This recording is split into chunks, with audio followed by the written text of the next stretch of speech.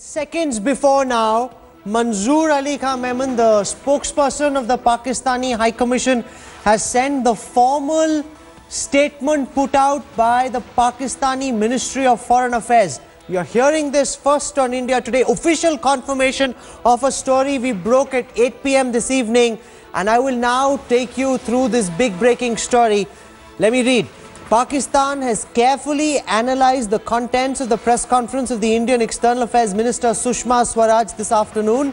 We have come to the conclusion that the proposed NSA level talks between the two countries will not serve any purpose if conducted on the basis of the conditions laid down by the minister. While the Indian minister accepts that to ensure durable peace between the two countries, there is a need to discuss all outstanding issues through a sustained dialogue which was started in 1998 and then unilaterally restricts the agenda to only 2 items, creating an atmosphere free from terrorism and tranquility on the LOC. The statement goes on to say, considering that many terror incidents initially blamed by India on Pakistan eventually turned out to be fake, it is not improbable that India can delay the resumed dialogue indefinitely by concocting 1 or 2 incidents and keeping the LOC hot.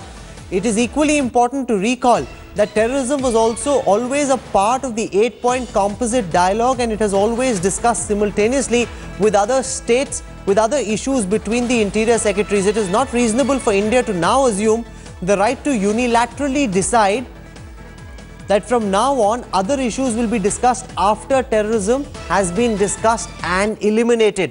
The main purpose of any, it's a long statement, so just bear with me, but this is a big breaking story, so I'm going to read this out to you.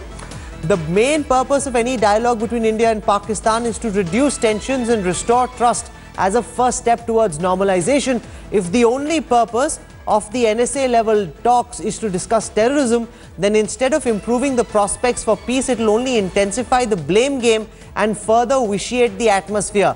This is why Pakistan had suggested that apart from discussion on terrorism, two sides should also look to discuss modalities and, if possible, a time schedule for discussing Kashmir, Siachen, Sir Creek, in keeping with the spirit of the UFA statement. This is the only way to improve the prospects for peace between two countries. The EM's attempts to draw a distinction between preambular and operative parts in the UFA statement appears to be an afterthought to justify a position that is counterproductive in terms of the ultimate objective of reducing tensions and improving trust. As regards the second precondition, meeting the Hurriyat leaders, it has been pointed out repeatedly that there has been a long-standing practice that whenever Pakistani leaders visited India during the past 20 years, they have been meeting Hurriyat leaders. It would be inappropriate for India to impose the condition of changing this long-standing practice. Pakistan therefore reiterates that the scheduled NSA level talks cannot be held on the basis of any precondition set by India. That's the big breaking story, official now.